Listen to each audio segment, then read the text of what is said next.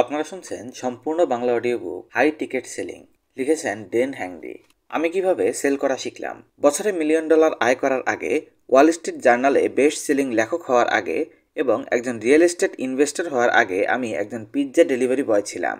Even ওই কাজটাকেও ঠিকমতো করতাম না। কলেজটাও ঠিকভাবে পাশ করিনি, ড্রপ আউট ছিলাম। ফ্লোরিডায় একটা ছোট শহরে আমার বেড়ে ওঠা। আমার বাড়িতে সুখ বলে কোনো শব্দ ছিল না। এখনো মনে পড়ে আমার ছুটির দিন বা জন্মদিনগুলো আমার বাবা মা নিজেদের মধ্যে ঝগড়া করেই পার করে দিতেন। মাঝে মাঝে তাদের ঝগড়া থামাতে পুলিশকেও ডাকতে হতো। আমি আমার বাবা মাকে খুব ভালোবাসি, কিন্তু দূরে থাকলেও তারা ভালো থাকতো। একসাথে থাকার জন্য তাদের জন্ম হয়নি। যেহেতু আমার কোনো ভাই বোন ছিল না, তাই স্কুলে অন্য বাচ্চাদের সাথে ঠিকভাবে মিশতে পারতাম না। পুরো স্কুল ব্যবস্থাটাই আমার কাছে খুব কঠিন আর চ্যালেঞ্জিং ছিল। আর ওই কারণেই স্কুলের বাচ্চারা আমাকে বিভিন্নভাবে খোঁচাতো। অবশ্য অল্প বন্ধু থাকার একটা সুবিধা আছে, বই পড়ার জন্য আমি অনেক সময় পেতাম। আমি রীতিমতো বইতে আসক্ত হয়ে পড়েছিলাম, বই পোকা হয়ে যাচ্ছিলাম আর কি। আর সেই সুবাদে অনেক নতুন নতুন স্কিলও শিখে ফেললাম। একটা সময় পরে যে মনে হলো আমি যা শিখছি সেটা তো আমি অন্যদেরকে শিখিয়ে তাদের কাজে লাগাতে পারি, কিন্তু আমার কথা শোনা তো দূরের থাক, কেউ আমাকে সিরিয়াসলি নিলই না। বই পড়ে শিখে ফেলা সেই অসাধারণ স্কিলগুলো আমি কখনোই কারোর সাথে শেয়ার করতে পারিনি। আপনি খুব ইউনিক একটা কিছু শেখার পর সেটা কারোর সাথে শেয়ার করতে পারছেন না, এই অনুভূতিটা যে কষ্ট সেটা আমাকে এখনও তাড়া দিয়ে বেড়ায়। আর এজন্যই কোনো সেমিনার বা কনফারেন্সে কেউ আমাকে চিনে ফেললে আমি তাদের সাথে সময় নিয়ে কথা বলি, পারলে ছবিও তুলি একসাথে। কারণ উপেক্ষিত হওয়ার কষ্ট আমি বুঝি, আর আমি যেভাবে উপেক্ষিত হয়েছি সেভাবে আমার দ্বারা কেউ উপেক্ষিত হোক এটা আমি চাই না। এক পর্যায়ে আমার বাবা আমাকে স্কুল থেকে ছিনিয়ে নিয়ে আসেন। অনেক বুঝিয়ে শুনিয়ে আমাকে একটা হোম স্কুলে ভর্তি করিয়ে দিতে বলেন। হোম স্কুলে ভর্তি হলে হাই স্কুলটা অন্তত পার হতে পারবো।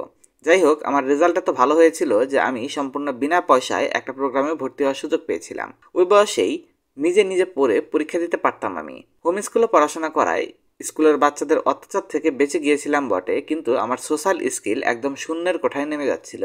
একজন ভালো সেলস পারসন হতে হলে সবার আগে যে জিনিসটা থাকা দরকার সেটা হলো সোশ্যাল স্কিল, কিন্তু আমার তো সেটা ছিল না। তারপরও আজকে আমি এখানে আসতে পেরেছি। হাইয়েস্ট সেলিং অনলাইন উদ্যোক্তাদের একজন আমি। আমি আমার নিজের প্রোডাক্ট সেল করে $1,000,000 আয় করেছি। যে প্রোডাক্ট মানুষ কখনো আমার কাছ থেকে নিতে চায়নি, সেই প্রোডাক্টগুলো হলো আমার অ্যাডভাইস। আমি আমার কনসাল্টিং, কোচিং এবং সেমিনারের মাধ্যমে $30,000,000-এরও বেশি আয় করেছি। আর এটা সম্ভব হয়েছে শুধুমাত্র একটা স্কিলের কারণে, আমার বিক্রি করতে পারার ক্ষমতার কারণে। আমার এই স্কিল শেখার যাত্রা শুরু হয়েছিল পত্রিকার একটা বিজ্ঞাপন দেখে। বিজ্ঞাপনে দেখেছিলাম কস্কো এবং স্ন্যাক্স ক্লাবের মতো স্টোরগুলোতে ঘুরে ঘুরে প্রোডাক্ট সেল করতে হবে। বছরে আয় হবে $50,000-এর কাছাকাছি। কোম্পানি সেলসে 5 বছরের এক্সপিরিয়েন্স চেয়েছিল। এর আগে আমি টানা 7 বছর পিজা ডেলিভারির কাজ করেছিলাম। 7 বছর! অধিকাংশ মানুষ 1-1.5 বছরের বেশি এসব কাজ করতে পারে না। আর আমি একই কাজ বছরের পর বছর ধরে করে যাচ্ছিলাম। আমি নতুন কিছু খুঁজছিলাম, একটা ব্রেক দরকার হয়ে পড়েছিল। অভিজ্ঞতা না থাকলেও চাকরিটার জন্য অ্যাপ্লাই করলাম আমি। মিথ্যা লিখে দিলাম যে আমার অভিজ্ঞতা আছে। জীবনে আমি খুব এক বেশি মিথ্যা বলিনি, কিন্তু একটা প্রবাদ আছে, প্রয়োজন কোনো আইন মানে না। আমি বাধ্য হয়েছিলাম মিথ্যা বলতে। ফোনে ইন্টারভিউ হচ্ছিল, কাকতালীয়ভাবে চাকরিটা আমি পেয়ে গেলাম। 2 সপ্তাহের ট্রেনিংয়ের জন্য নিউ জার্সিতে যেতে হলো আমাকে। পৌঁছানোর পর আবিষ্কার করলাম এরা আসলে বক্তা বানানোর ট্রেনিং দিচ্ছে সবাইকে। ওই যে বাসে ট্রেনে বিভিন্ন জিনিস বেচার জন্য সেলসম্যানরা যেরকম লেকচার দেয়, সেই সব লেকচারের ট্রেনিং চলছে এখানে। আমাকে জানানো হলো বিলি মেইজের মতো বিখ্যাত সেলসম্যানরাও নাকি এখান থেকেই কেরিয়ার শুরু করেছিল। আর আমার সেলস ম্যানেজারও তার সেলস ম্যানেজার ছিল। একদিন আমার সেলস ম্যানেজার ট্রেনিংয়ের মাঝে আমাকে একপাশে ডেকে নিয়ে জিজ্ঞেস করলেন, তোমার সেলসে কোনো অভিজ্ঞতা নেই তাই না? আমি মাথা নিচু করে অকপটে স্বীকার করলাম। কেন এই চাকরির জন্য অ্যাপ্লাই করেছি আমার কষ্টের অতীতটাকে খুলে বললাম। নিজেকে পুরো ছাগল মনে হচ্ছিল তখন। দেখো, তোমাকে প্লেন ভাড়া করে ট্রেনিং করার জন্য এ পর্যন্ত নিয়ে এসেছি আমি, তোমার প্রশংসা করতেই হয়। তোমাকে বের করে দেওয়ার ইচ্ছা আমার নেই। তুমি যদি আমাদের স্ক্রিপ্টটা ভালো মতোভাবে পড়তে পারো, প্রতিটা শব্দ ঠিকভাবে ডেলিভারি দিতে পারো, আমি গ্যারান্টি দিচ্ছি মানুষ শুধু তোমার কথা শুনবেই না, তোমার কাছ থেকে প্রোডাক্টও কিনবে। আর আমিও ভুলে যাব যে সেলসে তোমার কোনো অভিজ্ঞতা নেই। আমি ভদ্র ছেলের মতো আদা জল খেয়ে নেমে গেলাম। পরের সপ্তাহে স্ন্যাক্স ক্লাবে আমরা অফিসিয়াল ট্রায়াল দিতে গেলাম। আমার দায়িত্ব ছিল টাইটানিয়ামের পাতিল বিক্রি করা, যেগুলো নর্মাল প্যানের থেকে অনেক বেশি মজবুত। একটা বুথে সব হাঁড়ি পাতিল সুন্দর করে সাজানো হলো। আমি আমার প্রথম শোতে প্রথম স্পিচ দেওয়ার জন্য প্রস্তুত। আমার সেলস ম্যানেজারের মুখে লাউড স্পিকারের মাইক্রোফোন নিয়ে ঘোষণা দিলেন, স্ন্যাক্স ক্লাবের ক্রেতাদের দৃষ্টি আকর্ষণ করছি, 5 মিনিটের মধ্যে 14 নম্বর কাউন্টারে একটা কুকিং শো হবে। যারা যারা শোতে উপস্থিত থাকবেন তাদের সবার জন্য থাকছে ফ্রি গিফটের ব্যবস্থা। দয়া করে দ্রুত 14 নম্বর কাউন্টারে চলে আসুন। 5 মিনিটের মধ্যে আমার বুথের সামনে গোটা 20 মানুষ জড়ো হলো। স্পিচ দেওয়ার এখনই সময়। আমার পেটের ভেতরে দলা পাকিয়ে উঠল। কেন সে বিজ্ঞাপন দেখে চাকরিটাতে অ্যাপ্লাই করেছিলাম সেটা ভেবে নিজেকে গালি দিলাম। পা কাঁপছে, হাত ঘামছে। আমার সেলস ম্যানেজার আমার দিকে তাকিয়ে বললেন, কথাগুলো শুধু বলে যাও। সবকিছু ভুলে যেয়ে ধীরে সুস্থে নিজের মুখে বললাম, অ্যাসিস্ট্যান্ট ট্রেনিংয়ে যা যা শিখেছি সব বলে গেলাম। পরবর্তী 20 মিনিট খেয়াল করলাম মানুষের চোখ কপালে উঠেছে। অবাক বিষয়ে লক্ষ্য করলাম জীবনে প্রথমবারের মতো মানুষের মনোযোগ আমার দিকে এসেছে। মানুষ মনোযোগ দিয়ে আমার কথা শুনছে। 20 মিনিটে তারা এক চুলও নড়েনি। এই 20 মিনিটে আমি 5 জনের কাছে $500 পেলাম। টাইটানিয়ামের হাঁড়ি পাতিলের সেট বিক্রি করে $500, যেখানে অন্য হাঁড়ি পাতিলের সেটের দাম এর ধারের কাছেও ছিল না। কমিশন পেলাম $250। 20 মিনিটে $250। এরপর আরও 4 বার স্পিচ দিয়ে $1000 পকেটে পুরেছিলাম, শুধুমাত্র কয়েকটা কথা বলে। কাজ হয়ে গেল। আমাকে যা বলতে বলা হয়েছে আমি তাই বলছি। সবাই শুধু আমার কথা শোনেইনি, আমাকে টাকাও দিয়েছে, বরং আরও অনেক বেশি টাকা দিয়েছে, যেখানে একই ধরনের প্রোডাক্ট আরও কম দামে কিনতে পারত। বুঝে গেলাম যে আমি যদি কোনো কথা কিভাবে বলতে হয় সেটা জানি, তাহলে পুরো দুনিয়াকে নিজের দিকে ঘুরিয়ে ফেলা সম্ভব। কথাটা হয়তো শুনতে খারাপ লাগছে, কিন্তু এভাবে তো অনেক টাকা রোজগার করা সম্ভব। এরপরের 10টা বছর সেলস আর মার্কেটিং নিয়ে যা যা শেখা সম্ভব সব কিছু শিখেছি। আমি আসক্ত হয়ে পড়েছিলাম। যত শিখছি ততই বেশি আয় করতে পারছি, আর যত বেশি আয় করছি তত বেশি শেখার পেছনে বিনিয়োগ করতে পারছি। কোর্স আর মাস্টার মাইন্ডদের কাছে শেখার জন্য আমি $1000 খরচ করেছি। এমনও হয়েছে যে এই সেক্টরে সেরাদের কাছ থেকে শেখার জন্য দিনে $50,000 খরচ করেছি। আমি তাও একবার না বহুবার এটা করেছি। আর এজন্যই সেলসে এত দক্ষ আমি। মাসে $1,000,000 কামিয়েছি বেশ কয়েকবার। আবার শুধু স্টেজের উপর দাঁড়িয়ে থেকেও কয়েক $1,000,000 আয় করেছি। শুধুমাত্র জুম মিটিংয়ে বসে $30,000 প্রোডাক্ট বিক্রি করেছি মাত্র 158 জন মানুষের সামনে। কোভিড প্যান্ডামিকের সময়ের ঘটনা এটা। একটা ক্যামেরা, হোয়াইট বোর্ড আর জুম মিটিং এর লিঙ্ক, ব্যাস আর কিচ্ছু না। সেলিং শেখা এজন্যই এত বেশি জরুরি। আমার দাদা একটা কথা বলতেন আমাকে, দেশের অবস্থা যতই খারাপ হোক, তুমি যদি প্রোডাক্ট বিক্রি করতে পারো, জীবনেও তোমাকে না খেয়ে মরতে হবে না। সেলস করতে পারার যে স্কিলটা আমার কাছে আছে সেটা আমি মানুষকে শেখাতে চেয়েছি। আর সেভাবেই কনসাল্টিং, কোর্স আর সেমিনার করিয়ে $30 মিলিয়ন উপর আয় করেছি। এখন আমি আর এসবের সাথে জড়িত নই। আমার নিজের একটা এজেন্সি আছে। এখানে আমি অন্য কোম্পানির সেলস টিমের কাজ করে দেই। কেন আমি মানুষকে সেলস আর মার্কেটিং শেখাই জানেন? যাতে কেউ কথা বলতে গেলে সেই মানুষটিকে থামিয়ে না দেয়া হয়, যাতে মানুষের স্বপ্নকে শেকল দিয়ে আটকে রাখা না হয়। সবাই সোনার চামচ মুখে নিয়ে জন্ম নেয় না। এই দুনিয়াতে কত মানুষ আছে যারা তাদের অসাধারণ স্কিলগুলো সবার সামনে নিয়ে আসতে চায়, শেয়ার করতে চায়, কিন্তু পারে না, কারণ তাদের ট্যালেন্টকে বেঁধে রাখা হয়। তাদেরকে একটা নির্দিষ্ট সাঁচে ফেলে রোবটে রূপান্তরের চেষ্টা করা হয়। তারা তাদের মনের কথা কাউকে বলতে পারে না। আর নিজের ট্যালেন্ট আর স্কিল থেকে টাকা আয় করা তো দূরের ব্যাপার। আর আমি জানি কিভাবে ওই বেঁধে রাখা ছেলে মেয়েগুলোর মধ্যে নতুন জীবনের স্রোত এনে দেয়া যায়। আমি ঠিক কি কি বললে জীবনে ওরা যা চায় তা করতে পারবে তাই শেখাই, কারণ আমার অভিজ্ঞতা আছে। আর এই অভিজ্ঞতা দিয়েই আমি হাজার হাজার ছোট বড় কোম্পানিকে সাহায্য করেছি যাতে তারা বড় হতে পারে। এ বইয়ে আমি আমার সেই অভিজ্ঞতা থেকে পাওয়া কথাগুলো শেয়ার করতে চাই একটা স্ক্রিপ্টের আকারে, যাতে আপনারা আপনাদের প্রোডাক্টকে কম্পিটিটরদের থেকে বেশি দামে বিক্রি করতে পারেন। ঠিক যেভাবে আমি হাঁড়ি পাতিল বিক্রি করেছিলাম সেভাবে। অধিক অর্থ আয়ের ব্লুপ্রিন্ট। এই ব্লুপ্রিন্টে 12টি ধাপকে আমরা বিস্তারিতভাবে বুঝব। 1. সম্পর্ক তৈরি। 2. এক্সপেকটেশন। 3. Decision making. 4. ক্রেতা আপনার কাছে আসার কারণ। 5. গভীরে ঢোকার ইচ্ছা। 6. ইচ্ছা। 7. বর্তমান অবস্থা এবং ভবিষ্যৎ লক্ষ্য। 8. চাহিদার পেছনের কারণ খোঁজা। 9. স্বীকারোক্তি। 10. অঙ্গীকার। 11. ক্রেতার জন্য বিশেষায়িত কাজ করা। এবং 12. মূল্য নির্ধারণ।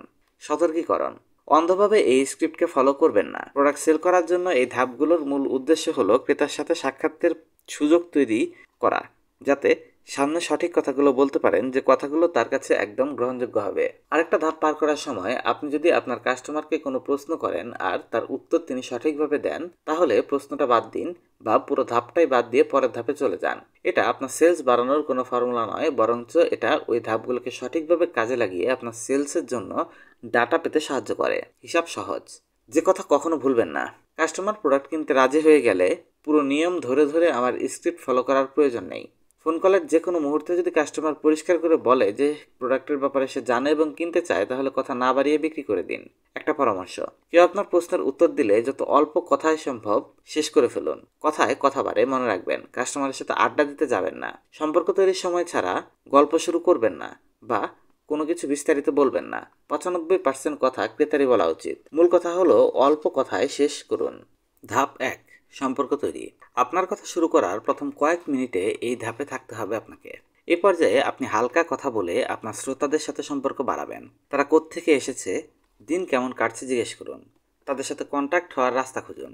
কারোর সাথে সহজে কানেক্ট হওয়ার সহজ রাস্তা হলো সোশ্যাল মিডিয়া, কারণ সোশ্যাল মিডিয়ার মাধ্যমেই আপনি জানতে পারবেন কার ইন্টারেস্ট কোন দিকে। আমি ব্যক্তিগতভাবে, আপনি কোন সিটি থেকে এসেছেন, ও অমুক সিটি, আরও কয়েকভাবে শুরু করি। আপনিও এটা ব্যবহার করতে পারেন। আমি একবার এখানে এসেছিলাম, বা আমার বাবা দাদা এই শহরে বড় হয়েছে। ওই সময়টাতে এখানে খুব গরম বা ঠান্ডা পড়ে।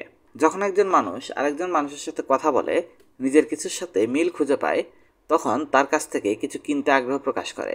মানুষকে তাদের নিজেদের ব্যাপারে কথা বলানো শুরু করতে পারলে কাজ অর্ধেক সহজ হয়ে গেল।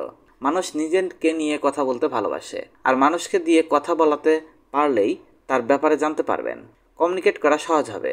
কথা বলানোর কিছু সহজ সিস্টেম শিখিয়ে দিই। পুনরাবৃত্তি। আপনার সম্ভাব্য কাস্টমারকে তার নিজের বিষয়ে কথা বলা শুরু করানোর জন্য তাদেরকে মিররিং বা পুনরাবৃত্তি করতে হবে। তাদের মুখ থেকে কথা বের করার জন্য তারা একটি বাক্যের শেষে যে শব্দগুলো ব্যবহার করেছে, আপনাকেও সেগুলো ব্যবহার করেই তাকে প্রশ্ন করতে হবে। উদাহরণস্বরূপ, সম্ভাব্য কাস্টমার বলছে, আমরা 2 বছর আগে এই এলাকায় শিফট হয়েছি শুধুমাত্র ছেলে মেয়েদের স্কুলে ভালোভাবে পড়ানোর জন্য। ও তাই বাচ্চাদের স্কুলে ভর্তি করবেন? সম্ভাব্য কাস্টমার: হ্যাঁ, শিকাগোতে স্কুল সিস্টেম ভালো না। শিকাগোর স্কুল সিস্টেম আপনার ভালো লাগেনি? সম্ভাব্য কাস্টমার: না, শিকাগোর টিচাররা অভিজ্ঞ না, বাচ্চারা শিখতে পারে না ভালো মতো। আপনি: হ্যাঁ, বুঝতে পারছি, বাচ্চাদের শেখাতে পারে না এমন স্কুলে ভর্তি না করানোই ভালো। এর চেয়ে হোম স্কুলিং ও বেটার অপশন। সম্ভাব্য কাস্টমার: ঠিক বলেছেন। কাস্টমার আপনার সাথে কানেক্ট করতে পেরেছে। ম্যাচিং। কাস্টমারের সাথে আরও বেশি কানেক্টেড হওয়ার জন্য তাদের বডি ল্যাঙ্গুয়েজের সাথে নিজের বডি ল্যাঙ্গুয়েজকে মেলানোর চেষ্টা করুন। তারা যদি একটু চাপা স্বভাবের হয়, আপনিও একটু থেমে থেমে কথা বলুন। বেশি কথা বললে সে নার্ভাস হয়ে পড়তে পারে। আবার কাস্টমার যদি একটু বেশি বহুর্মুখী হয়, আপনিও এক্সট্রোভার্ট হয়ে কথা বলতে পারেন। ধাপ 2, এক্সপেকটেশন বা প্রত্যাশা। এই ধাপে আপনি আপনার এক্সপেকটেশন সেট করবেন। আপনি কথার ধরন ঠিক করে দেবেন এবং কাস্টমারকে এই ফরম্যাটে কথা বলতে রাজি করবেন। রাজি হয়ে গেলে কথা শুরু করে দেবেন। এতে কথার নিয়ন্ত্রণ আপনার হাতে থাকবে। আমার প্রিয় একটা পদ্ধতি আপনাকে দেখাই। তাহলে শুরু করা যাক মিস্টার অমুক। সম্ভাব্য কাস্টমার: জি অবশ্যই। নর্মালি আমরা কাজ শুরু করি কি করতে হবে তা না বলে, কিংবা কথা যেভাবে এগোচ্ছে সেভাবেই মেনে নিয়ে তাকে কৌশলে বাধ্য করা। এখানে ব্যাপারটা অনেকটা ডাক্তারের কাছে যাওয়ার মতো। আপনার ব্যবসা এবং সমস্যা সম্পর্কে বলুন। আমি আপনাকে কিছু প্রশ্ন করব, তারপর ঠিক ডাক্তারের মতোই সমস্যা বের করে কিছু টেস্ট করব। তারপর ডাক্তার যেভাবে ট্রিটমেন্ট দেয় সেভাবেই আমি একটা সমাধান দেব আপনাকে। এরপরের সিদ্ধান্ত আপনার। আপনি আমাদের অফার গ্রহণ করবেন নাকি না, এটা আপনার ব্যাপার। বুঝতে পেরেছেন? সম্ভাব্য কাস্টমার: বুঝতে পেরেছি। এবার ফুল কন্ট্রোল আপনার হাতে। এখন শুধু আপনি কাস্টমারকে নিজের সার্ভিসের ব্যাপারে ফোকাস দেওয়া ছাড়াও আপনার সার্ভিসের অফার করার প্রসেসটাও বুঝিয়ে দেবেন, যে কি ফরম্যাটে আপনি আপনার কোম্পানির সার্ভিস প্রোভাইড করেন। এতে আপনি যেভাবে চাচ্ছেন আপনার কাস্টমাররাও সেভাবেই বুঝবে।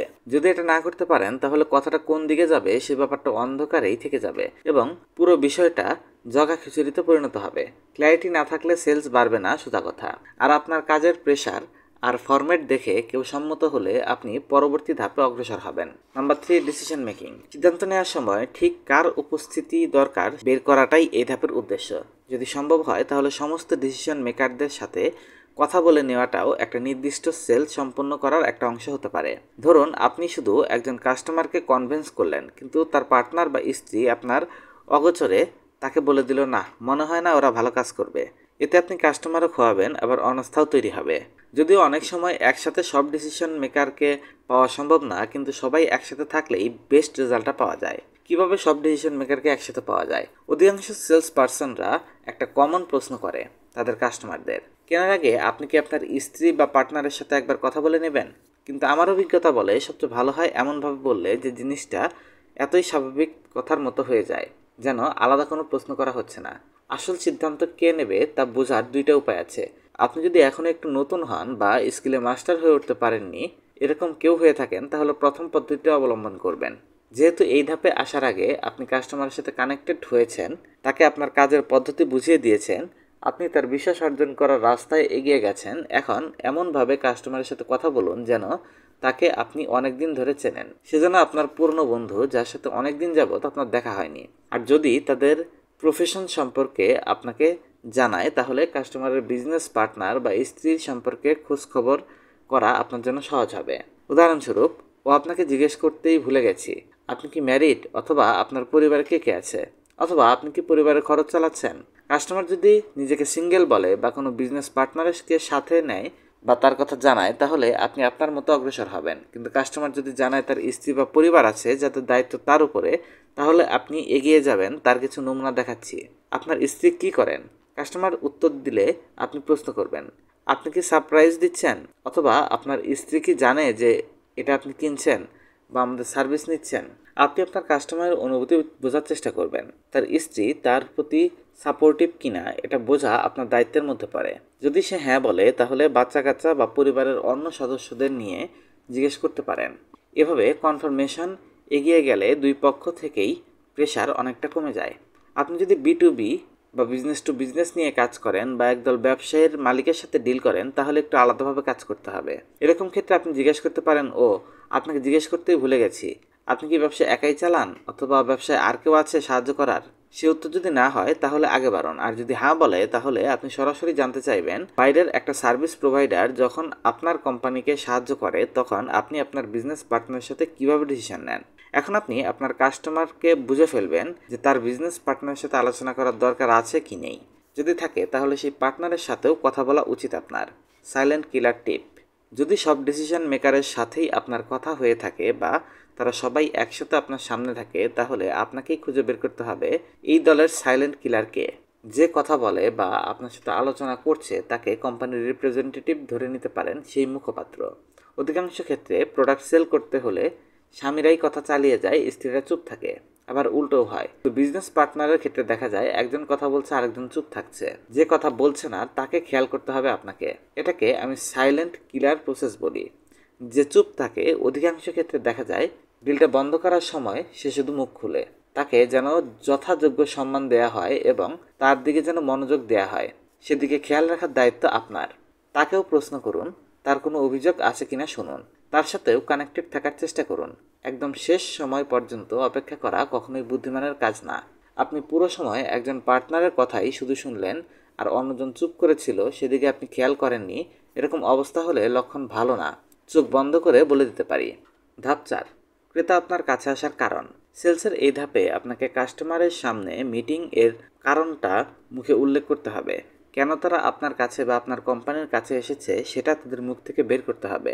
আপনি হয়তো ভেবেছেন যে হ্যাঁ, অসুবিধার কথা তো ওরা বলবেই, কিন্তু আপনাকে তারপরেও ওটা তাদের মনে করিয়ে দিতে হবে, যাতে তারা বুঝতে পারে যে আপনি তাদের সমস্যা নিয়ে ভাবছেন। মানুষ তখনই ক্রেতা হয় যখন তারা বুঝতে পারে যে ঝামেলা পোহানোর থেকে টাকা খরচ করে সমাধান করাটা বেশি জরুরি। আর তাদের কষ্টটা বা সমস্যাটা বোঝার জন্য আপনাকে তাদের মুখ থেকেই সমস্যাটার কথা বের করে আনতে হবে। তারা কিছু চাওয়ার আগে কী কারণে তারা চাচ্ছে সেটা জানতে শিখুন। কিছু কিছু পদ্ধতি আছে যেগুলো ফলো করলে এইসব বিষয়ে আপনি এক্সপার্ট হবেন। আপনি কিভাবে, যেমন আপনি জিজ্ঞেস করলেন, কিভাবে আমার কোম্পানি আপনার সমস্যার সমাধান করতে পারে। কাস্টমার: আমি দেখেছি যে আপনি এটা করেন, আপনার কাজ দেখেই আপনার কাছে এসেছি। এটা গুরুত্বপূর্ণ ব্যাপার এবং আপনার কাজ আমার ভালো লেগেছে। এই সমস্যার একটা সমাধান দরকার। সে সমস্যাটা খুলে ফেলবে। কারণ হলো, এবার আপনাকে যুক্তি দেবে কেন সমাধান দরকার বা সমাধান হলে কি সুবিধা হতে পারে। এটা একটা পারফেক্ট উদাহরণ। সব সময় যে এরকম হবেই তার কোনো গ্যারান্টি নেই। অনেক সময় এরকমও হতে পারে। আপনি: আচ্ছা, প্রথমে জানতে চাই আজকের কলটা কেন করেছেন, ঠিক কোন ব্যাপারে আমার কাছে সাহায্য দরকার আপনার। কাস্টমার: আমার এটা নিয়ে সমস্যা হচ্ছে, শুধু সমস্যাটা জানাবে আপনাকে। এটা আসলে এদিক থেকে ভালো, কারণ আপনি তো তার মুখ থেকে সমস্যাটার কথা অন্তত শুনতে পেরেছেন, কিন্তু তারা বলেনি যে এত অপশন থাকতেও আপনার কাছে কেন এসেছে। এজন্য আপনি বলবেন, আপনার সমস্যাটা আমরা বুঝতে পেরেছি, আরও অনেকেই এই বস্তু সার্ভিস দিচ্ছে, আমাদের কাছে এসেছেন দেখে ভালো লাগছে। আপনি আপনার অথরিটি আর ক্রেডিবিলিটি বোঝানোর জন্য হলেও এগুলো বলবেন, যাতে তারা আরও স্পেসিফিকভাবে আপনাকে বুঝিয়ে দেয় যে তাদের প্রবলেম সলভ করার জন্য আপনি যোগ্য। কাস্টমার: আমি দেখেছি যে আপনি এটা করেন, আপনার কাজ দেখেই আপনার কাছে এসেছি। আপনি এটা বের করে ফেলেছেন তার মুখ থেকেই, এবং আমার মনে হয়েছে যে আপনাদের কাছে আসলেই আমার জন্য সুবিধা হবে। যে কথাগুলো শুনতে চান ঠিক তাই আপনি উত্তর হিসাবে পেয়ে গেছেন। আর কাস্টমার যদি বলে দেয় যে আপনার রেপুটেশন সম্পর্কে জানে না, তাহলে কিন্তু এতক্ষণে সে কথা বলে দিয়েছে। আমি আপনার কোম্পানি সম্পর্কে জানি না, এই কথার জবাবে আপনি সহজে আপনার কোম্পানির কাজ আর সাফল্যের ব্যাকগ্রাউন্ড ব্যাখ্যা করে দেবেন। জিজ্ঞেস না করতেই কোম্পানির ব্যাকগ্রাউন্ড আর হিস্টোরি জানিয়ে দেয়া শেষনামা হলেও এক্ষেত্রে আপনার কাস্টমারের মুখ থেকেই যে প্রশ্ন বের করে নিচ্ছেন, এটা আপনাকে সুবিধা দেবে। যাই হোক, যদি তারা আপনার বিশ্বস্ততা আর কাজ সম্পর্কে জেনে থাকে, তাহলে আপনার কথাগুলো হবে এরকম: আপনি আমাদের রেপুটেশনের জন্যই আপনি আমাদের কাছে এসেছেন, আপনার সমস্যাগুলো খুলে বলুন। কাস্টমার তার সমস্যাগুলো জানাবে। আর এখন আপনি সবথেকে গুরুত্বপূর্ণ কথাটা বলবেন, আপনি এই মুহূর্তে কেন এই কাজটা করা এত জরুরি। কাস্টমার: আমাদের এই ঘটনা সমস্যা শুরু থেকে সে বলতে থাকবে, এই ঘটেছিল আর এই ঝামেলায় পড়েছি। আমি মূলত অন্য কোম্পানির সেলস এবং মার্কেটিংয়ের কাজ করি, তাই আমার অভিজ্ঞতা থেকেই একটা উদাহরণ দিতে চাই। এ ব্যাপারে আপনাকে সাহায্য কিভাবে করতে পারি? আপনাদের সাথে অ্যাপয়েন্টমেন্ট নেওয়ার মূল উদ্দেশ্য কি? কাস্টমার: আমরা দেখেছি যে আপনাদের ফাউন্ডার ড্যান হেনরি প্রায় $30 মিলিয়ন সেলস সম্পন্ন করেছে তার সেলস টিমকে সাথে নিয়ে। আমরা মনে করি আমাদের বিজনেসকে আরও বড় করতে আপনারা সাহায্য করতে পারবেন। আমরা আমাদের প্রোডাক্টের বিক্রি বাড়াতে চাই। আমি বুঝতে পেরেছি। আপনি আমাদের কোম্পানিতে এসেছেন আমাদের পজিটিভ রেপুটেশনের ব্যাপারে জানার পর। আপনি চান আমরা যেন আপনার ব্যবসাকে আরও বাড়াতে সাহায্য করতে পারি। কিন্তু এখনই কেন? আরও আগে বা কিছুদিন পরও তো আসতে পারতেন। কাস্টমার: আসলে কিছুদিন আগেই আমার বাচ্চা হয়েছে আর আমি খুব ব্যস্ত হয়ে পড়েছি। সেলস কলস বা মার্কেটিংয়ে বেশি সময় দিতে পারছি না, আর সেলস টিম নিয়োগ বা ম্যানেজারের ব্যাপারে আমার অভিজ্ঞতাও কম। তাই আমি আপনাদের কাছে এসেছি যাতে আমার সেলসও ঠিক থাকে আর আমি পরিবারকেও বেশি সময় দিতে পারি। এই তো, এবার আমরা পেয়ে গেছি। আমরা আমাদের কাস্টমারের কষ্টটা বুঝতে পেরেছি যে তার সেলস কমে গেছে আর উনি পরিবারকেও সময় দিতে চাচ্ছেন। সুতরাং আমরা শুধু ওনাকে বিজনেস বড় করতে সাহায্য করব না, ওনার পরিবারকে যেন উনি সময় দিতে পারেন সেজন্য সেলস বাড়িয়ে তার দুশ্চিন্তাও দূর করতে হবে। আপনারা শুনছেন সম্পূর্ণ Bangla audio book high ticket selling, লিখেছেন ডেন হ্যানরি। ধাপ 7: বর্তমান অবস্থা এবং ভবিষ্যৎ লক্ষ্য। এখন আমাদের জানতে হবে কাস্টমার বর্তমানে কোথায় আছে এবং ভবিষ্যতে কোথায় থাকতে চায়। এই ধাপের প্রথম কাজ হলো কাস্টমারের সমস্যা সমাধান কোন পর্যায়ে আছে এবং সেই পর্যায়ে ব্যবসা কেমন চলছে সেই বিষয়ে জানতে চাওয়া, কারণ এটাই ব্যবসার বর্তমান অবস্থা। বর্তমান অবস্থা জানার জন্য এমন প্রশ্ন করতে হবে যাতে তার অবস্থা সংখ্যা দিয়ে পরিমাপ করা যায়। ধরুন আপনার কাস্টমার ব্যবসা এবং সেলস বাড়িয়ে টাকা বেশি আয় করতে চাচ্ছে, অথবা আপনি একজন জিম ট্রেইনার এবং আপনার কাস্টমার ওজন কমাতে চাচ্ছে। সেক্ষেত্রে আপনার প্রশ্নগুলো অনেকটা এরকম হবে: এখন আপনার ব্যবসায় কী পরিমাণ টাকা ইনভেস্ট করা আছে, বা আপনার প্রফিট মার্জিন কত? অথবা আমার কাছে কিছু প্রশ্ন আছে যেগুলোর উত্তর পেলে আপনার সিচুয়েশনটা বুঝতে আমার সুবিধা হবে। আপনার বর্তমান ওয়েট কত? একটা ট্রিক্স দিয়ে রাখি, কাস্টমার না বলতে বেশি স্বাচ্ছন্দ্য বোধ করে, তাই তার মুখ থেকে হ্যাঁ বেশি শুনতে পাবেন না, এটাই স্বাভাবিক বিষয়। তাই কোনো সেনসিটিভ তথ্য বের করার সময় আপনি এভাবে বলবেন যে আপনি নিশ্চয়ই এটা বলতে চাননি। এ বাক্য ব্যবহার করতে পারেন যাতে সে এরকম কিছু দিয়ে উত্তর শুরু করে, না আমি ওটা বলতে চাইনি, বরং বাধ্য হয়ে হ্যাঁ বারবার বলার সুযোগ তৈরি করুন। এটা বলার থেকে আগের কথাটা বলাই তার জন্য বেশি স্বস্তির হবে। আর আমিও ধরে নিচ্ছি কনভারসেশনের এক পর্যায়ে আপনি কাস্টমারের সাথে যথেষ্ট কমিউনিকেশন করে ফেলেছেন এবং কানেক্টেড হয়েছেন। আমি আমার আন্ডারে থাকা ছাত্রদের কিছু ট্রেনিং দেই যাতে তারা কাস্টমারদের তাদের ব্যবসা সম্পর্কে আরও ভালোভাবে প্রশ্ন করতে পারে। সেটা আপনাদের সাথে শেয়ার করি। 1. আপনাদের প্রতিদিনের সেল কেমন হয় বা ডিল ক্লোজ করেন কীরকম রেটে? 2. একটা সেল বা ডিল করতে সপ্তাহে কয় ঘন্টা সময় ব্যয় করেন? 3. আপনার কাছে কী পরিমাণ কাস্টমার আসে, এর সম্ভাব্য ক্রেতা কত শতাংশ ক্রেতায় পরিণত হয়? এখন আপনার কাজ হলো কাস্টমার নিজেকে কোন পর্যায়ে দেখতে চায়, নিজের ব্যবসা নিয়ে তার লক্ষ্য কী তা খুঁজে বের করা। একটা প্রবাদ আছে, প্রত্যাশাই বেদনার মূল। জিনিসটা একটা ব্যর্থ সেলস কলেরও মূল। তাই ঠিকভাবে প্রত্যাশা নির্ধারণ করা উচিত সবসময়। আমাদেরকে নিশ্চিত হতে হবে যে কাস্টমার কী করলে খুশি হবে সেটা খুঁজে বের করা, তারপর তাকে বুঝিয়ে দেয়া যে আমরা শুধু তাকে তার ব্যবসাকেই বড় করব না, বরং কী পরিমাণ সাফল্য আসবে আমাদের কাছ থেকে সেটাও তাকে নির্দিষ্টভাবে বুঝিয়ে দিতে হবে। তাকে এভাবে প্রশ্ন করতে হবে, 12 মাস আমাদের সার্ভিস নিলে বা আমাদের প্রোগ্রামে অ্যাটেন্ড করলে কি আপনি আপনার ইনভেস্টমেন্টকে সফল মনে করবেন? সহজ ভাষায় বললে, 12 মাসের মধ্যে আপনার চাহিদা পূরণ হলে আপনার ইনভেস্টমেন্টটা আপনার কাছে পয়সা উসুল ইনভেস্টমেন্ট মনে হবে তো? পেশাদার পরামর্শ। কাস্টমারকে আপনার ভবিষ্যৎ পরিকল্পনা কি এই ধরনের প্রশ্ন করা যাবে না, কারণ এই প্রশ্ন করলে সে তার এক্সপেকটেশন অনেক বাড়িয়ে বলতে পারে, যেটা আপনার পক্ষে পূরণ করা হয়তো সম্ভব না। বরং সে যেন বাস্তব কোনো গোল সেট করে আর সেটা তার মুখ থেকে বের করে, এটা করাই মূলত আপনার কাজ। সময় নিয়ে কাজ করতে চান, এই প্রশ্ন করাটা যুক্তিযুক্ত। ধরুন আপনি কারো ব্যবসা বা ভবিষ্যৎ পরিকল্পনা জানতে চাইলেন, আর সে বলে দিল আমি মিলিয়নিয়ার হব 6 মাসে, বা আমি সুপার মডেল হতে চাই। এখন আপনি যা প্রতিশ্রুতি দিবেন তাই কম মনে হবে তার কাছে, কারণ তার এক্সপেকটেশন অতিরিক্ত হাই। এর থেকে আপনি যদি তার কাছে জানতে চান কি করলে তার ইনভেস্টমেন্টকে সে সফল মনে করবে, তাহলে আপনার সামনে বসা কাস্টমারের একটা বাস্তবসম্মত উত্তর বের হবে বলে আশা করা যায়, আর সেটা পূর্ণ করাও আপনার জন্য সহজ হবে। আরও একটা ব্যাপারে সতর্ক থাকতে হবে, কখনোই নির্দিষ্ট কিছু বা স্পেসিফিক কিছু করে প্রতিজ্ঞা করতে যাবেন না, আর করলেও খুব বেশি তাড়াতাড়ি করবেন না। ধরুন আপনি আপনার জিমে কাউকে প্রমিস করলেন যে তাকে 25 কেজি ওজন কমাতে সাহায্য করবেন, কারণ আপনার এখানে যারা ওজন কমায় তারা সবাই 25 কেজি করে ওজন কমাতে পেরেছে, কিন্তু দিন শেষে দেখা গেল আপনার কাস্টমার 15 কেজির বেশি কমাতে পারলো না, তাহলে তো একটা খারাপ ইমপ্রেশন তৈরি হবে। কিন্তু আপনি যদি আগে এক্সপেকটেশন কমিয়ে 10 কেজি বলেন আর কাস্টমার 15 কেজি কমিয়ে ফেলে, সেক্ষেত্রে আপনি একজন সন্তুষ্ট ক্রেতা পেলেন। এতে সে আপনার প্রশংসা আরও 10 জায়গায় করবে, আর ইন্টারেস্টেড কাস্টমার যখন আপনার প্রশংসা শুনবে তখন আপনার ব্যবসাও সফল হবে। কিন্তু আপনি সব পদ্ধতি ঠিকঠাক মতো মেনে চলার পরও কাস্টমার যদি অসম্ভব প্রত্যাশা করে বসে, তাহলে আপনাকে কিছু নমনীয় হয়ে কাজ করতে হবে। কিভাবে কাজ করবেন সেটা বলছি। মনে করুন আমাদের সেলস টিমের কাছ থেকে কোনো কাস্টমার সহযোগিতা চাইছে তার ব্যবসা বাড়ানোর জন্য, তখন আমরা তাকে এভাবে ম্যানেজ করব। দেখুন, আমরা বুঝতে পারছি যে এবছর আপনি অতিরিক্ত $5 মিলিয়ন সেলস করতে চাচ্ছেন, আর আপনার অ্যাম্বিশনও প্রশংসা করার মতো, কিন্তু আমাদেরকে বাস্তবধর্মী প্রত্যাশা সেট করতে হবে। যদি আপনি 25% সেল বাড়াতে পারেন তাহলে আপনার অতিরিক্ত $1 মিলিয়ন সেল হবে, আর এবছর অতিরিক্ত $1 মিলিয়ন কি আপনি খুশি থাকবেন? এ পর্যায়ে হাবালার সম্ভাবনা বেশি, কারণ আপনি অনেক বেশি বিনয়ী হয়ে তাকে জিজ্ঞেস করেছেন, প্রথমেই তাকে না বলে দেননি। এই পদ্ধতিকে আমরা বলি ডাউন টু আর্থ ক্লোজ, কারণ কাস্টমারের অবাস্তব প্রত্যাশাকে শ্রদ্ধা দেখিয়ে আপনি তাকে বাস্তব প্রত্যাশাকে চিহ্নিত করে দিচ্ছেন এবং আপনি অতটুকু সাহায্য করতে পারবেন সেটাও বলে দিচ্ছেন। ধাপ 8, চাহিদার পেছনের কারণ খোঁজা। এটা সবথেকে গুরুত্বপূর্ণ ধাপের একটা। কাস্টমারের বর্তমান অবস্থা তার লক্ষ্য জানার পর সবথেকে গুরুত্বপূর্ণ প্রশ্ন হলো কেন। কাস্টমার কেন তার কোম্পানিকে ওই পরিস্থিতিতে দেখতে চায় বা ওই উচ্চাকাঙ্ক্ষার পেছনের কারণ কি সেটা খুঁজে বের করা জরুরি। কাস্টমার সেলস বাড়াতে চায়, বেশি টাকা কামাতে চায়। এত টাকা দিয়ে কি করবে? বাড়ি কিনবে। কেন? কারণ তার স্ত্রীকে অনেকদিন ধরে বড় বাড়িতে থাকতে চায়। অধিকাংশ ক্ষেত্রেই দেখা যায় যে কাস্টমার আসলে বেশি টাকা চাচ্ছে না, বরং তার পরিবারকে খুশি দেখতে চাচ্ছে। এখন আমরা ধাপ 4-এর দিকে যাব এবং অনুসন্ধান করব কেন তারা এই নির্দিষ্ট সমস্যার সমাধান চায়। এই সমাধানে তাদের কি কি সুবিধা হতে পারে। আমরা যথেষ্ট কমিটমেন্ট করে ফেলেছি, তাই আমরা আরও কিছু প্রশ্ন করার অধিকার অর্জন করে ফেলেছি। এবারে আমরা জিজ্ঞেস করতে পারি, বাহ ভালো, 25 কেজি ওজন কমালে খুশি হবেন? গ্রেট। এক্সট্রা $1 মিলিয়ন সেলস পেলে খুশি হবেন? এখন আপনি জিজ্ঞেস করতেই পারবেন যে এই লক্ষ্য পূরণ সে কেন করতে চায়, কিন্তু এই কেন শব্দটা দিয়ে কাজটা করা যাবে না। এই লক্ষ্য অর্জনে আপনার উৎসাহ কি, বা এই জিনিসটা পেলে আপনার জীবনে কি পরিবর্তন আসবে, এভাবে জিজ্ঞেস করুন। কি এবং কিভাবে ব্যবহার করতে শিখুন। কেন যত কম ব্যবহার করা যায় ততই মঙ্গল।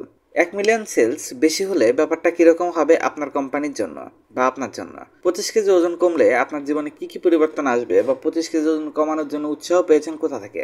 পেশাদার পরামর্শ। কারো মনের কথা বের করতে হলে একটা সাধারণ প্রশ্ন করা জরুরি। ওই কাজটা হলে কেমন হবে, বা কাজটা হলে কি করবেন? বেশি না ঘেটে তথ্য বের করার অহিংস উপায় এটি। এই পর্যায়ে কাস্টমার কেন এই কাজটা করবে তার উত্তর দিতে আরম্ভ করবে এবং আপনিও মিররিং করতে শুরু করতে পারেন। এই ধাপ 5-এ আপনি যেমন কথা বের করেছিলেন এখানে সেই একই কাজ করবেন। এই পর্যায়ে এসে অনেক কাস্টমারই একটু পিছিয়ে যায় বা বেশি উত্তর দিতে পছন্দ করে না, কিন্তু আমি একটা রাস্তা শিখেছি যেটা সবসময় কাজ করে। ধরুন আপনার কাস্টমার তার ব্যক্তিগত অভিজ্ঞতা বা তার লক্ষ্যে পৌঁছানোর উদ্দেশ্যে আপনাকে জানাচ্ছে না, তখন আপনি কিভাবে শুরু করতে পারেন? আসলে আপনাকে প্রশ্নটা করেছি কারণ আমাদের ফাউন্ডেশন বা সিইও সাকসেস স্টোরি শুনতে খুব পছন্দ করে, কারণ কাস্টমার জিতলে তিনিও জিতে যান। কেউ টাকা কামাচ্ছে বা ওজন কমাচ্ছে এটা শুনতে চায় না, মানুষ শুনতে চায় সেলস বাড়ানোর টাকা দিয়ে সে কি করবে, বা ওজন কমানোর পর সেই সাফল্য দিলে হলে সে কি করবে। আমরা যদি শেয়ার করতে পারি যে আমাদের কাস্টমারের সেলস বাড়িয়ে তার স্ত্রীকে বাড়ি কিনে দিয়েছে এবং মায়ের ক্যান্সারের ট্রিটমেন্ট করেছে, সেটা অনেক বেশি ভ্যালু অ্যাড করবে। ঠিক এভাবেই যদি আপনি আপনার কাস্টমারকে বোঝাতে পারেন তাহলে কাস্টমারও নিজের গল্পটা আপনাকে বলতে দ্বিধা করবে না। আর আপনার কাস্টমারকে আরও বেশি ফ্রি করার জন্য বলতে পারেন, আপনি মার্সিডিজ কিনতে চাইলে অবশ্যই আলাদা কথা। এটা বলে যদি একটু হাসি ঠাট্টা করেন তাহলে পরিবেশটা ঠান্ডা হবে। আর কেন আপনি এসব প্রশ্ন জানতে চাইছেন সেটাও আপনার কাস্টমার বুঝবে। মনে রাখবেন, কে কত টাকা কামালো সেটা নিয়ে মানুষ কেয়ার করে না, কিন্তু কারো জীবন কিসে পরিবর্তিত হলো সেটা শুনতে আরও বেশি সবাই আগ্রহী হয়।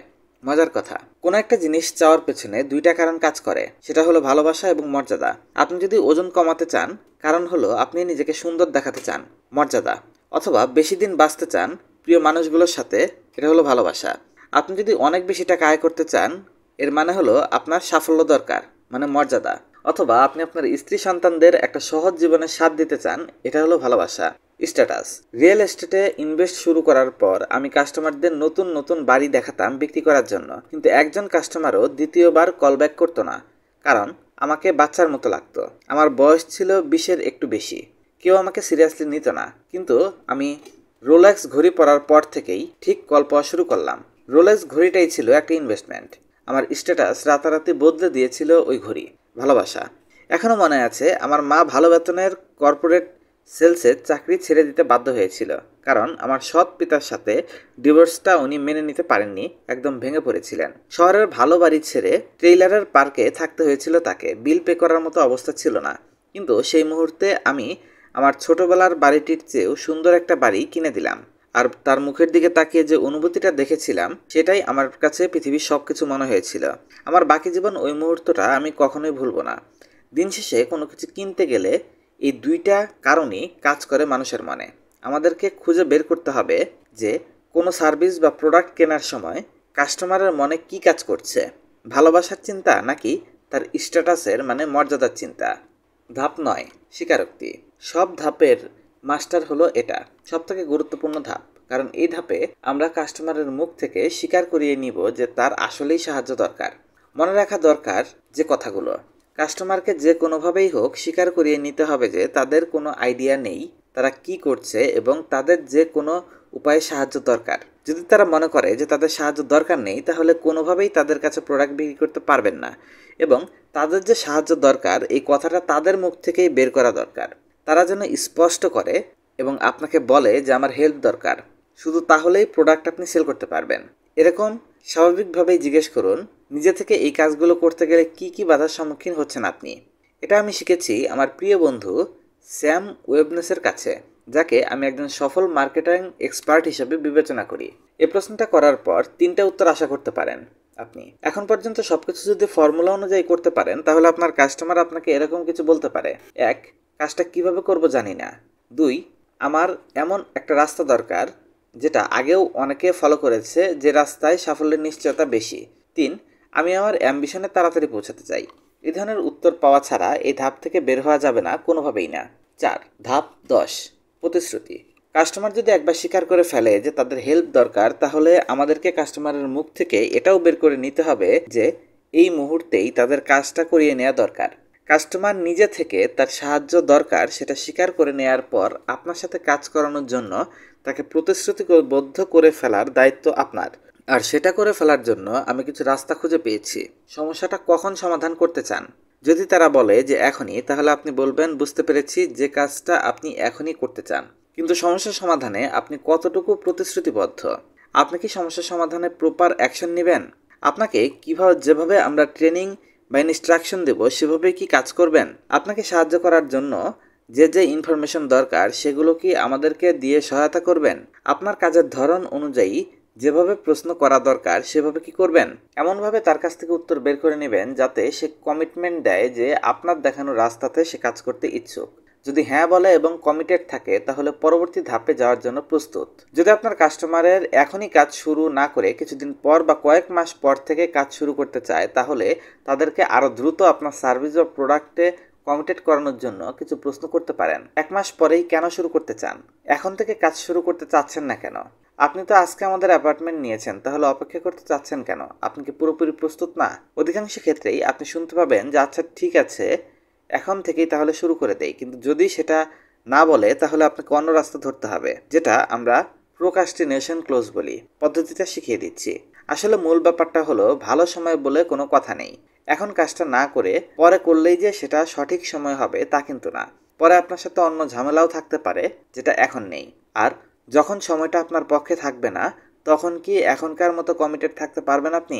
আরও একটা উপায় আছে, কাস্টমারকে নিজের দিকে টেনে আনার।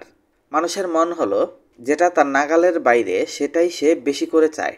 আর এই সাইকোলজিকে আমরা কাজে লাগাতে পারি।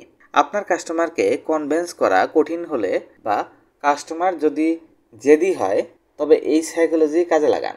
এটাকে টেক অ্যাওয়ে ক্লোজ বলি আমরা। আমি কিভাবে এই প্রোগ্রেসে কাস্টমারকে কনভিন্স করতাম সেটা শিখিয়ে দিচ্ছি।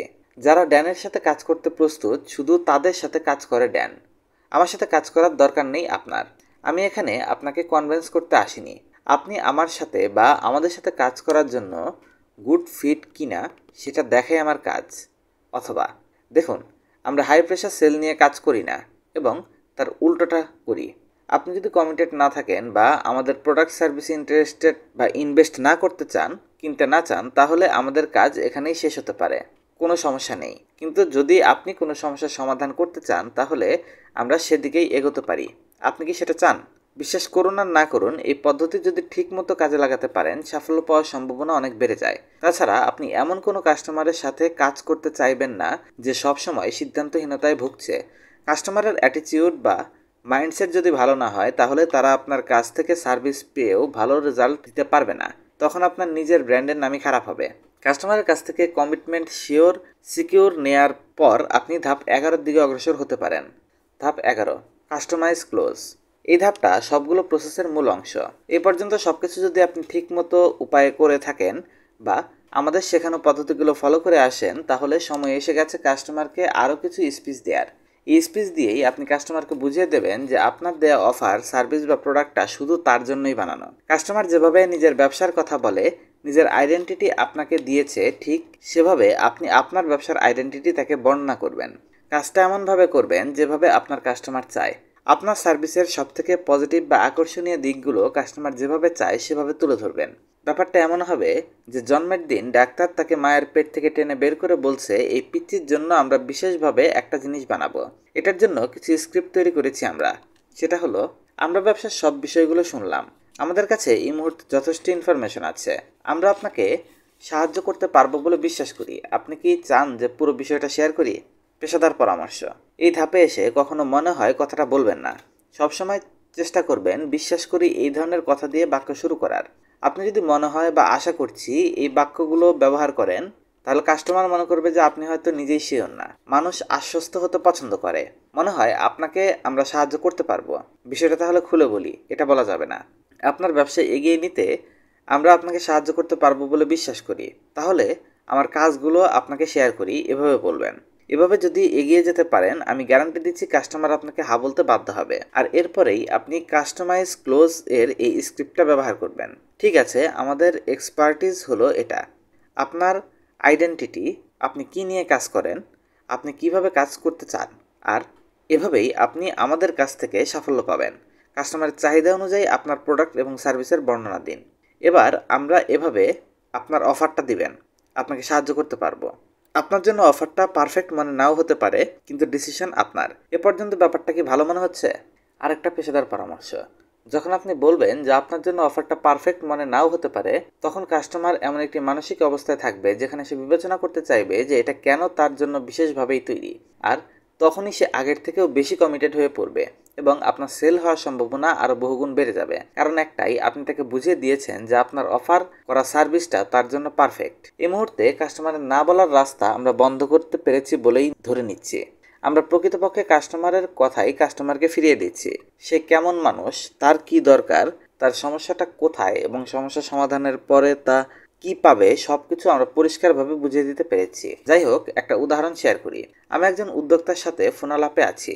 ব্যবসা তার সম্পূর্ণ একার। ভদ্রমহিলা আমাকে বললেন যে তিনি মাসে $50,000 সেলস করেছেন, কিন্তু এটাকে বাড়িয়ে 6 অঙ্কের ডলারে নিয়ে যেতে চান। তিনি নিজেই কাস্টমার হ্যান্ডেল করেন। উদ্দেশ্য একটাই, শুধু কাস্টমার হ্যান্ডেল করা ছাড়াও তিনি ব্যবসার অন্যান্য দিক দেখভাল করতে চান এবং ছোট বাচ্চাকে বেশি সময় দিতে চান। আমার রেসপন্স ছিল অনেকটা এরকম, আমাদের একক উদ্যোক্তা সোলোপ্রেনিয়র নিয়ে কাজ করার অভিজ্ঞতা এবং এক্সপার্টিস আছে।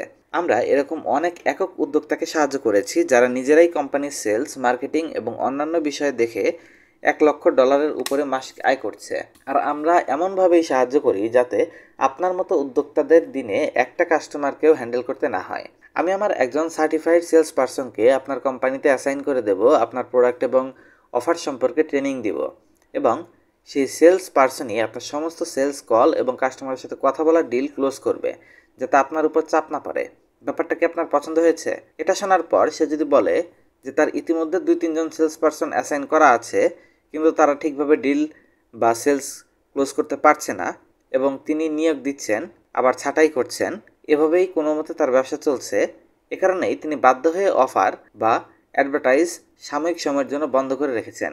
এই ধরনের কেসের উত্তর এভাবে দেওয়া যেতে পারে। আমরা ক্ষুদ্র উদ্যোক্তা এবং সোলোপ্রেনার যারা 2-3 জন সেলস পার্সন নিয়ে কাজ শুরু করছে তাদেরকে হেল্প করার এক্সপার্টিস রাখি। আমরা কাস্টমারদের সাথে কথা বলে ডিল ক্লোজ রেট বাড়িয়ে দিতে পারবো, আপনাকে ভালো পরিমাণ লিড এনে দিতে পারবো অ্যাড রান করার জন্য, এবং সেগুলোকে রেগুলেটর করার জন্য আপনার উপর কোনো চাপ পড়বে না। মানে হলো আপনার কাস্টমারের সাথে হওয়া কনভারসেশন বা কলগুলো আমরা রিভিউ করব, রিপোর্ট বানাবো এবং আপনার সেলস টিমকে সেলস বাড়ানোর জন্য মোটিভেট করতে পারবো। আমাদের অফারটাকে এখন ভালো লাগছে আপনার কাছে? দুই ক্ষেত্রেই তার হা বলা উচিত। দুটো স্ক্রিপ্টকে আলাদা মনে হলেও আদতে এরা একই রকম, কিন্তু আপনি যেভাবে উপস্থাপন করবেন সেটাই অনেক পার্থক্য করে দেবে কাস্টমারের মনে।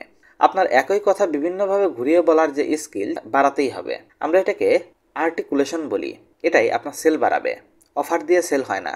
ঠিকমতো আর্টিকুলেট করার জন্য আপনাকে সঠিক প্রশ্ন করতে হবে এবং সেভাবে উত্তর পেয়ে তার রেসপন্স করতে হবে। যাই হোক, এখন যদি কাস্টমার কনফার্ম করে যে তার জন্য এটা উপযুক্ত, তাহলে সাথে সাথে তাকে জিজ্ঞেস করুন ব্যাপারটা কিভাবে কাজ করে তা শেয়ার করি। ঠিক আছে, পুরো ব্যাপারটা এখন শেয়ার করি তাহলে।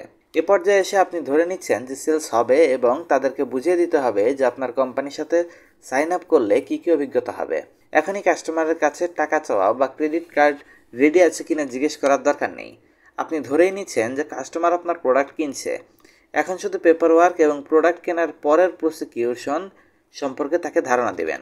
আমরা এই কাজ কীভাবে করি, হাউ ইট ওয়ার্ক আপনাকে খুঁজে নিতে হবে, কারণ এটা এমন কোনো জিনিস না যে এই ছোট বুকলেটটিতে আপনাকে দেখাতে পারবো যে এটা কিভাবে কাজ করে।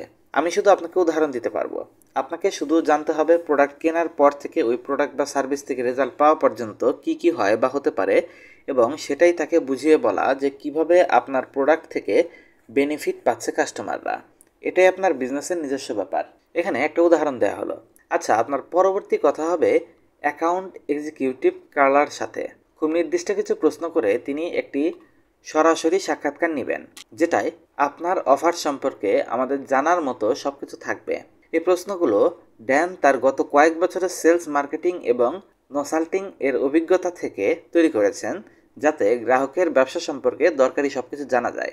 আমরা এই প্রশ্নগুলো নিয়ে আপনার নতুন উদ্যোগ সম্পর্কে বিস্তারিত জানার জন্য ব্যবহার করব, অথবা আপনার যদি নতুন সেলস টিম থাকে তাহলে উদ্যোগটার সব কিছু ভেঙে ভেঙে দেখব যে অফারটা আরও বেশি বিক্রি করতে আপনার টিমের কোন কোন জিনিসগুলো বদলাতে হবে। তারপর আমরা আপনার কোম্পানিতে আপনার টিম থেকে একজন সেলস ম্যানেজার নিয়োগ করব।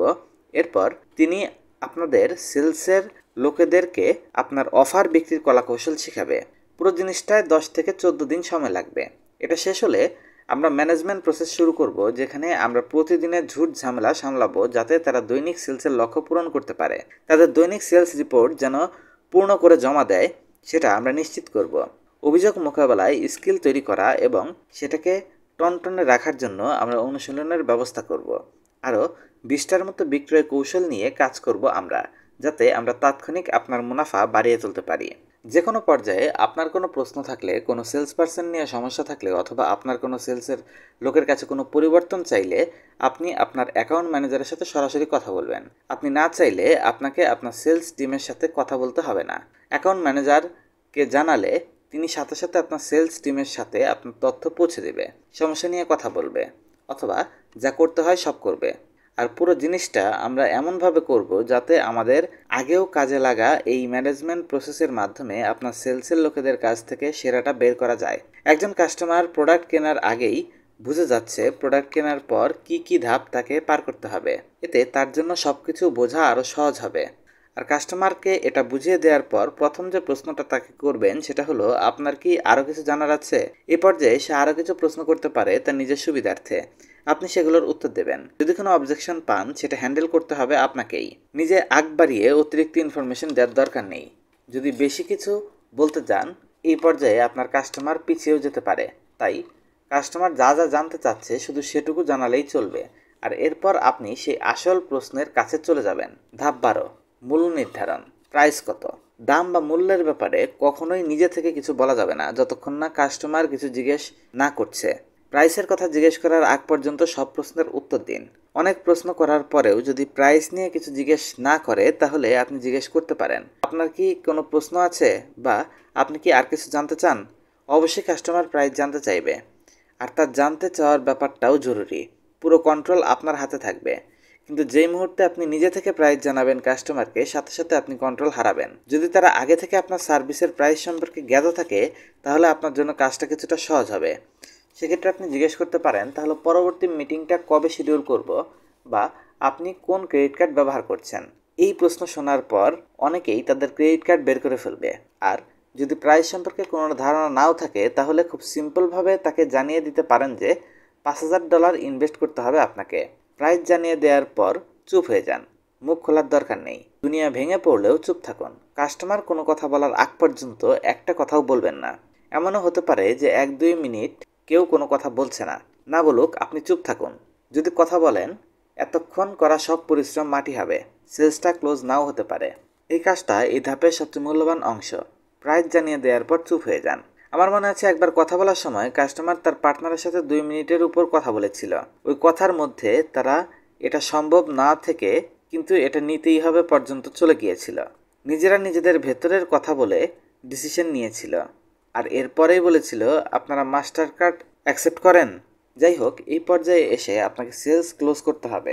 হয় আপনাকে ওই কাস্টমারকে ফলো আপ করতে হবে, অথবা তাকে পেমেন্টের প্ল্যান বলতে হবে, অথবা অবজেকশনের বাধা পার করতে হবে। অভিযোগ মোকাবেলা। আপনাকে এ পর্যন্ত যে সেলস স্ক্রিপ্ট দিলাম সেটা যদি একদম নিখুঁতভাবে বাস্তবায়ন করতে পারেন তাহলে অবজেকশন আসার কথা না। আর আসলেও সেটা কাস্টমার হয়তো আপনার কাছ থেকে অ্যাসিউরেন্স চাচ্ছে, কিন্তু আমরা তো পারফেক্ট ওয়ার্ল্ডে বসবাস করি না। সবসময় এই সেলস স্ক্রিপ্টে আপনি নিখুঁত ফলো করতে পারবেন না, আর পারলেও ভাগ্য সবসময় সুপ্রসন্ন নাও হতে পারে। অনেক ক্ষেত্রে আপনার কাস্টমার বিনা কারণে প্রোডাক্ট না কিনতে পারে, আরও বেশি সময় চাইতে পারে। যদি সেটা হয়ে থাকে তাহলে অভিযোগকে ওভারকাম করার সময় এসেছে। শুধু এক পকেট গাইড থেকেই যে অভিযোগ মোকাবেলা করা পুরোপুরি শিখে যাবেন ব্যাপারটা এরকম নয়। তারপরও আমি কিছু রাস্তা দেখাবো যেখান থেকে আপনারা কঠিন সিচুয়েশন থেকে বের হয়ে আসার কিছু ধারণা পাবেন। নিচে কিছু অবজেকশনের উদাহরণ দিচ্ছি, আশা করি আপনাদের কাজে আসবে। অভিযোগ: আমি এই ধরনের প্রোডাক্ট সার্ভিস আগেও ব্যবহার করেছি, কিন্তু সেগুলোতে আমার কাজ হয়নি। আপনার প্রোডাক্ট আমাকে কি আলাদা দেবে? অধিকাংশ সেলস পার্সনই এখানে তাদের কোম্পানি আর প্রোডাক্টের গুণগত মান বলে ভাসিয়ে দেবে যে কোম্পানি সবার থেকে ভালো, তাদের প্রোডাক্টের এই সুবিধা আছে, এতজন মানুষ কিনেছে, ইত্যাদি ইত্যাদি। এই কাজ ভুলেও করবেন না। যদি করে থাকেন এই কাজ, তাহলে বলতে বাধ্য হচ্ছি আপনি আসলেই জানেন না কীভাবে সেল করতে হয়। আপনাকে খারাপ কিছু বলার ইচ্ছা নেই, কিন্তু আমি চাই আমার কথাগুলো আপনি মনোযোগ দিয়ে শুনেন। যদি কোনো কাস্টমার এই ধরনের অভিযোগ করে থাকে তাহলে এটা আসলে তারা মন থেকে বলেনি, আপনাকে সে সম্পূর্ণ আলাদা কিছু বোঝাতে চেয়েছে। তারা তাদের পূর্বের কোনো নির্দিষ্ট অভিজ্ঞতার কথা বলতে চেয়েছে এবং আশা করেছে যে আপনার প্রোডাক্ট সার্ভিস থেকে যেন অতীতের ওই অভিজ্ঞতা আর ভোগ করতে না হয়। তাই এই অবজেকশন পেলে আপনি সরাসরি এই কথা জিজ্ঞেস করুন, আমরা বুঝতে পেরেছি যে আপনি আগেও এই ধরনের প্রোডাক্ট বা সার্ভিস কিনেছেন যেগুলো ব্যবহার করে আপনার ভালো অভিজ্ঞতা হয়নি। আপনি কি আমাদেরকে জানাবেন যে আগের প্রোডাক্ট ব্যবহারে কি কি অসুবিধা হয়েছে আপনার? এরপর তারা আপনাকে তাদের আগের ব্যবহার করা প্রোডাক্ট বা সার্ভিসগুলো নিয়ে খারাপ অভিজ্ঞতার কথা বলবে। যদি নির্দিষ্ট করে নাও বলে তাও সেটা আপনি তার মুখ থেকেই বের করে আনবেন। কাস্টমার হয়তো এভাবে বলতে পারে, হ্যাঁ, আমার আগেও একটা কনসাল্টিং প্রোগ্রামিং সার্ভিস ছিল, কিন্তু তারা মাসে একবার কনসাল্টিংয়ের জন্য কল করতো। আমাদের আরও বেশি কল বা কনসাল্টিংয়ের দরকার। সুতরাং আপনি এখন বুঝতে পারছেন আপনার সম্ভাব্য কাস্টমার আগের কোম্পানি থেকে যথাযথ সাপোর্ট পায়নি। আপনি যদি আপনার সাপোর্ট বা প্রোডাক্ট সম্পর্কে সব কিছু জানেন এবং কীভাবে সাপোর্ট দিতে হয় সেটা জানেন, তাহলে এই ডিল ক্লোজ করে ফেলা আপনার জন্য খুব সহজ। একটা ঘটনা বলি, ডিজিটাল মিলিয়নিয়ার কোচিং প্রোগ্রাম নামে একটা অনলাইন কোচিং প্রোগ্রাম ছিল আমাদের। এই প্রোগ্রামে আমরা $12 মিলিয়ন বিক্রি করেছিলাম। আমরা অনেক অবজেকশন পেতাম যে অন্য প্রোগ্রামে তারা মাসে একটার বেশি সেশন পেত না, কিন্তু আমরা আমাদের প্রোগ্রামে মাসে 4টা সেশন অফার করেছিলাম। আমরা আমাদের কাস্টমারদের বলতাম, মাসে একটা সেশনের পরিবর্তে যদি সপ্তাহে একটা সেশন পান তাহলে কি আপনার টার্গেট আরও দ্রুত পূরণ হতে পারে? কাস্টমার হ্যাঁ বলতো। আচ্ছা, যদি আপনি সপ্তাহে 2টা সেশন পান তাহলে কেমন হবে? কাস্টমার তো খুশিতে আত্মহারা। আমরা আরও বলতাম, একটা না 2টা না, এমনকি 3টা, 4টা সেশন পাচ্ছেন আপনি। এই 4টা শোনার পর আপনার গোল অ্যাচিভ করতে যথেষ্ট হবে? কাস্টমার রাজি হলে আমরা বলে দিতাম, এটাই অন্য প্রোগ্রামের সাথে আমাদের প্রোগ্রামের পার্থক্য। আপনি এখানে নিজের প্রোডাক্ট নিয়ে বকবক না করে কাস্টমারের প্রবলেম খুঁজে বের করে তাকে সাহায্য করছেন। আপনার প্রোডাক্টের ফিচার বা প্রশংসা শুনতে চাচ্ছে না কাস্টমার, বরং তারা আগের প্রোডাক্ট থেকে যে সমস্যা মোকাবেলা করেছে সেটা যেন এই প্রোডাক্টে না পাওয়া যায় এটাই শুনতে যাচ্ছে। অভিযোগ, আমি আগামী মাসে ছুটিতে থাকবো, তাই আপনাদের সার্ভিসটা এখন নিতে পারছি না, ফিরে এসে নিব। এই অবজেকশন ওভারকাম করা সহজ, আরও অনেক বেশি সহজ হবে যদি আপনি কোনো কনসাল্টিং ফার্ম বা কোচিং প্রোগ্রাম চালান। আপনার কোচিং প্রোগ্রাম যদি 6 মাসের হয় আর কাস্টমার যদি 1 মাস না থাকতে পারে, তাহলে তার একটা মাস লস হবে। তারা তাহলে এখন প্রোগ্রামটা কিনতে না চাইতেই পারে, সে অধিকার তার আছে। আপনি বিষয়টা এভাবে সমাধান করেন। আচ্ছা, আপনার সমস্যাটা আমি বুঝতে পারছি। একটা কাজ করুন, আপনি যদি এখন প্রোগ্রামটা নেন তাহলে আপনাকে আমরা 1 মাস বোনাস প্রোভাইড করব। তাহলে ছুটি থেকে এসেও আপনি ঠিক 6 মাস প্রোগ্রাম করতে পারছেন, সাথে 1 মাস বোনাসও পাচ্ছেন।